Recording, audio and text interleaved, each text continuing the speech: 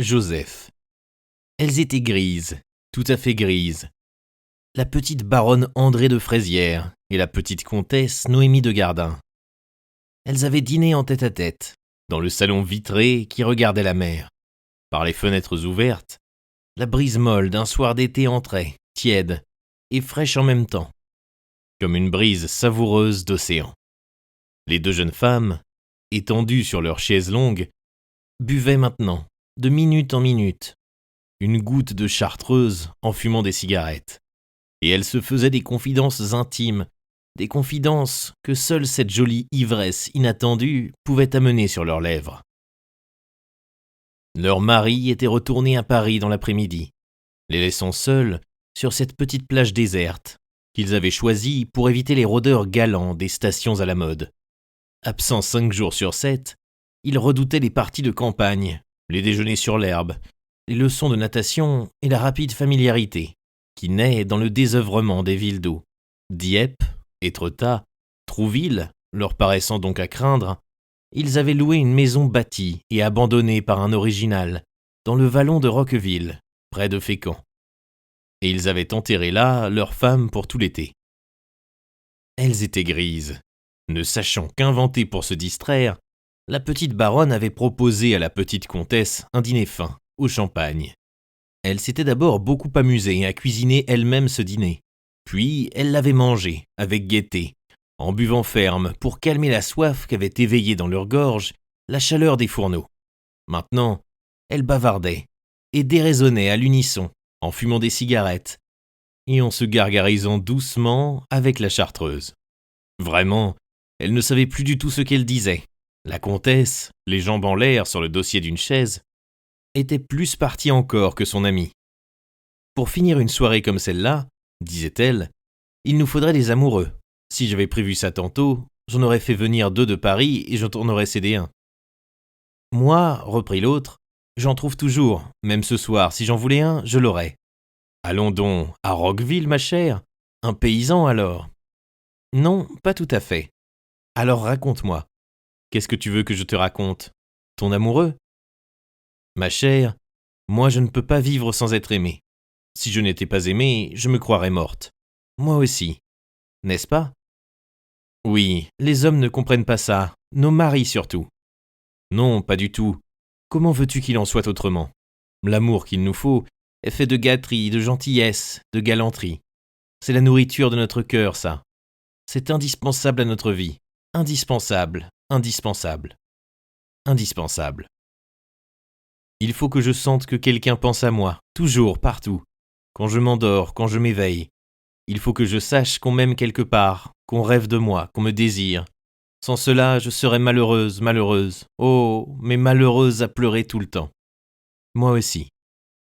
Songe donc que c'est impossible autrement. Quand un mari a été gentil pendant 6 mois, ou 1 an, ou 2 ans, il devient forcément une brute. Oui, une vraie brute. Il ne se gêne plus pour rien. Il se montre tel qu'il est. Il fait des scènes pour les notes, pour toutes les notes. On ne peut pas aimer quelqu'un avec qui on vit toujours. Ça, c'est bien vrai. N'est-ce pas? Où donc en étais-je? Je ne me rappelle plus du tout. Tu disais que tous les maris sont des brutes. Oui, des brutes, tous. C'est vrai. Et après? Quoi après? Qu'est-ce que je disais après? Je ne sais pas, moi, puisque tu ne l'as pas dit. J'avais pourtant quelque chose à te montrer. Oui, c'est vrai, attends. Ah, j'y suis, je t'écoute. Je te disais donc que moi, j'en trouve partout des amoureux. Comment fais-tu? Voilà, suis-moi bien. Quand j'arrive dans un pays nouveau, je prends des notes et je fais mon choix. Tu fais ton choix? Oui, parbleu, je prends des notes d'abord, je m'informe. Il faut avant tout qu'un homme soit discret, riche et généreux, n'est-ce pas? C'est vrai. Et puis, il faut qu'il me plaise comme homme, nécessairement. Alors je l'amorce. Tu l'amorces? Oui, comme on fait pour prendre du poisson. Tu n'as jamais pêché à la ligne? Non, jamais. Tu as eu tort, c'est très amusant. Et puis c'est instructif. Donc, je l'amorce. Comment fais-tu? Bête, va. Est-ce qu'on ne prend pas les hommes qu'on veut prendre, comme s'ils avaient le choix? Et ils croient choisir encore, ces imbéciles. Mais c'est nous qui choisissons, toujours. Songe donc, quand on n'est pas laide et pas sotte, comme nous, tous les hommes sont des prétendants, tous, sans exception. Nous les passons en revue du matin au soir. Et quand nous en avons visé un, nous l'amorçons. Ça ne me dit pas comment tu fais. Comment je fais? Mais je ne fais rien, je me laisse regarder, voilà tout. Tu te laisses regarder? Mais oui, ça suffit. Quand on s'est laissé regarder plusieurs fois de suite, un homme vous trouve aussitôt la plus jolie et la plus séduisante de toutes les femmes. Alors, il commence à vous faire la cour. Moi, je lui laisse comprendre qu'il n'est pas mal, sans rien dire bien entendu. Et il tombe amoureux comme un bloc, je le tiens. Et ça dure plus ou moins, selon ses qualités. Tu prends comme ça tous ceux que tu veux? Presque tous. Alors il y en a qui résistent, quelquefois. Pourquoi? Oh, pourquoi? On est Joseph pour 3 raisons. Parce qu'on est très amoureux d'une autre, parce qu'on est d'une timidité excessive, et parce qu'on est, comment dirais-je, incapable de mener jusqu'au bout la conquête d'une femme. Oh, ma chère, tu crois? Oui, oui, j'en suis sûr. Il y en a beaucoup de cette dernière espèce, beaucoup, beaucoup, beaucoup plus qu'on ne croit. Oh, ils ont l'air de tout le monde, ils sont habillés comme les autres, ils font les pans. Quand je dis les pans, je me trompe. Ils ne pourraient pas se déployer. Oh, ma chère. Quant aux timides, ils sont quelquefois d'une sottise imprenable. Ce sont des hommes qui ne doivent pas savoir se déshabiller, même pour se coucher tout seuls, quand ils ont une glace dans leur chambre. Avec cela, il faut être énergique, user du regard et de la poignée de main. C'est même quelquefois inutile. Ils ne savent jamais comment ni par où commencer. Quand on perd connaissance devant eux, comme dernier moyen, ils vous soignent, et pour peu qu'on tarde à reprendre ses sens, ils vont chercher du secours. Ceux que je préfère, moi, ce sont les amoureux des autres. Ceux-là, je les enlève d'assaut à la baïonnette, ma chère. C'est bon tout ça, mais quand il n'y a pas d'homme, comme ici par exemple, j'en trouve. Tu en trouves, où ça? Partout, tiens, ça me rappelle mon histoire. Voilà 2 ans, cette année, que mon mari m'a fait passer l'été dans sa terre à Bougrolles. Là, rien, mais tu entends, rien de rien, de rien, de rien. Dans les manoirs des environs, quelques lourdeaux dégoûtants, des chasseurs de poils et de plumes, vivant dans des châteaux sans baignoire, de ces hommes qui transpirent et se couchent par là-dessus, et qu'il serait impossible de corriger, parce qu'ils ont des principes d'existence malpropres. Devine ce que j'ai fait. Je ne devine pas. Ha ha ha. Je venais de lire un tas de romans de George Sand pour l'exaltation de l'homme du peuple. Des romans où les ouvriers sont sublimes, et tous les hommes du monde criminels. Ajoute à cela que j'avais vu Ruy Blas l'hiver précédent, et que ça m'avait beaucoup frappé. Eh bien, un de nos fermiers avait un fils, un beau gars de 22 ans, qui avait étudié pour être prêtre, puis quitté le séminaire par dégoût. Eh bien, je l'ai pris comme domestique. Oh, et après? Après, ma chère, je l'ai traité de très haut, en lui montrant beaucoup de ma personne. Je ne l'ai pas amorcé, celui-là, ce rustre. Je l'ai allumé. Oh, André! Oui, ça m'amusait même beaucoup. On dit que les domestiques, ça ne compte pas. Eh bien, il ne comptait point. Je le sonnais pour les ordres chaque matin, quand ma femme de chambre m'habillait, et aussi chaque soir, quand elle me déshabillait. Oh, André? Ma chère, il a flambé comme un toit de paille. Alors, à table, pendant les repas, je n'ai plus parlé que de propreté, de soins du corps, de douche, de bain, si bien qu'au bout de 15 jours, il se trempait matin et soir dans la rivière, puis se parfumait à empoisonner le château. J'ai même été obligé de lui interdire les parfums, en lui disant, d'un air furieux, que les hommes ne devaient jamais employer que de l'eau de Cologne. Oh, André! Alors, j'ai eu l'idée d'organiser une bibliothèque de campagne. J'ai fait venir quelques centaines de romans moraux que je prêtais à tous nos paysans et à mes domestiques.